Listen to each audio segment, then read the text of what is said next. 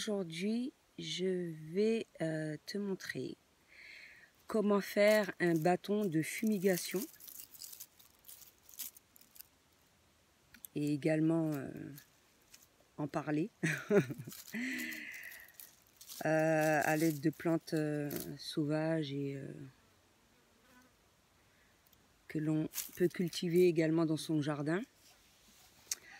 Alors, le smudge stick en anglais, ou le bâton de fumigation, est très à la mode en ce moment. Le rituel ancestral qui consiste à utiliser un smudge stick, un bâton de fumigation, pour purifier ou un lieu de vie, un objet ou des cristaux, est largement inspiré par des rites anciens pratiqués par les Romains, Grecs, Égyptiens ou Amérindiens. Il consiste à faire brûler un petit bouquet de plantes aromatiques séchées. Relié par une ficelle, on le fait circuler dans la pièce au-dessus de l'objet que l'on souhaite débarrasser de ses énergies négatives. J'en avais déjà un petit peu parlé vaguement dans la vidéo de la sauge blanche. Non, de la sauge officinale. Alors, c'est une pratique qui remonte à la nuit des temps. Les Romains se servaient ainsi du lichen des chênes, les Amérindiens de sauge blanche, les Égyptiens de thym et les chrétiens de myrrhe ou d'oliban. Les smudge sticks sont facilement réalisables chez vous. Voici,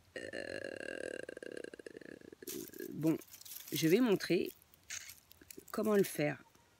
Tout d'abord, je vais continuer à donner un petit peu plus d'infos à ce sujet. Alors, quelle plante choisir pour réaliser un bâton de fumigation? Il n'y a pas qu'une seule et unique recette magique pour confectionner des smudge sticks. Ces bâtonnets dépolluants sont en effet constitués de différentes herbes aromatiques, d'arbres résineux, pins et sapins, ou de fleurs sauvages, comme de la sauge, du thym, du laurier ou de la lavande, en fonction de ce que l'on trouve autour de soi et de la saison pendant laquelle ils sont réalisés. On va privilégier les plantes fraîches ayant un fort pouvoir antibactérien ou ayant une résonance énergétique élevée.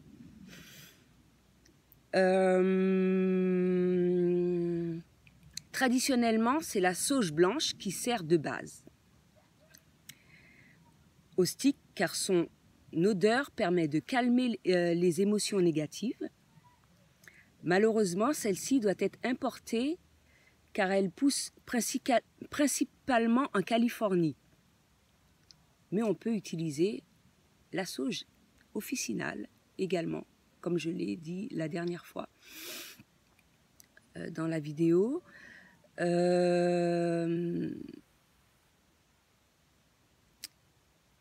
À cela, tu ajouteras des plantes du jardin qui sèchent vite, sans devenir trop friables. Celles de la famille des Lamiaceae répondent parfaitement à ces critères. Il s'agit entre autres de la sauge officinale, le thym, traditionnellement utilisé pour les rites de passage. Il permettait de se libérer du passé, de chasser la mélancolie et les sentiments négatifs.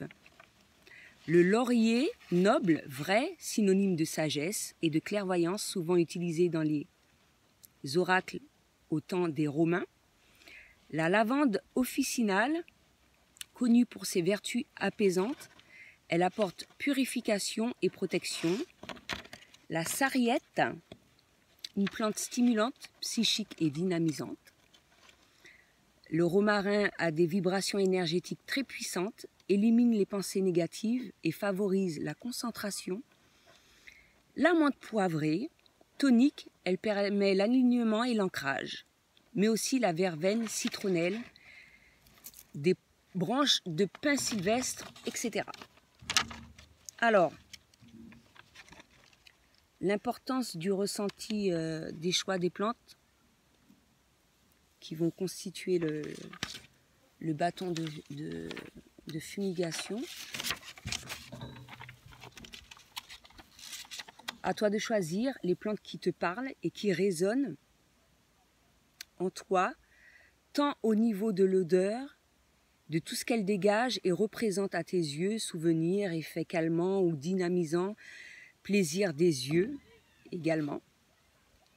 C'est pour ça que c'est... Bon là, j'ai pas trop eu le choix quand même, mais je trouve que faire un joli bâton de fumigation, c'est très plaisant.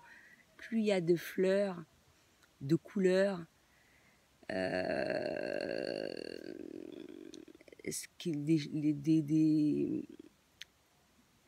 comment dirais-je, qui font tout ce qui fait plaisir, hein, mine de rien, de manière inconsciente, ça fait toujours du bien et agréable. Et c'est agréable également dans tous les sens du terme. Donc,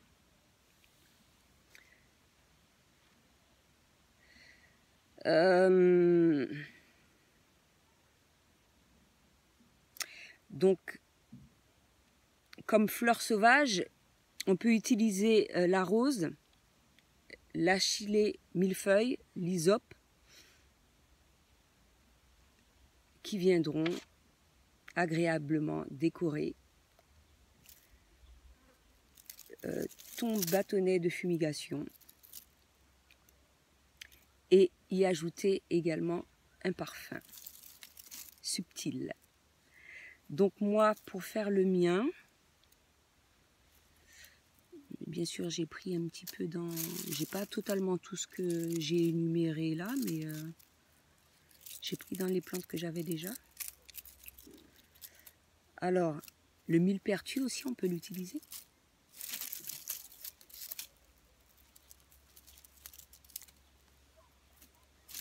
La sauge.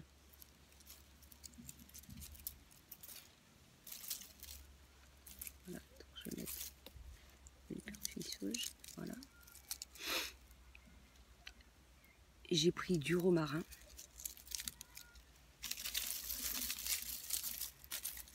Voilà.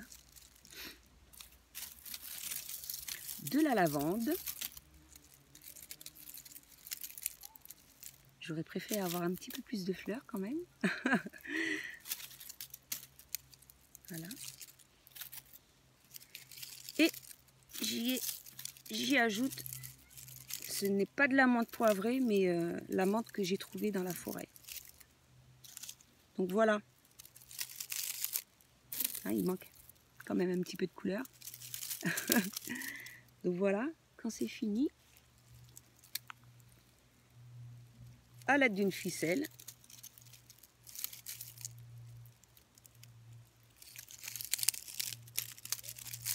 je resserre le tout pour pouvoir justement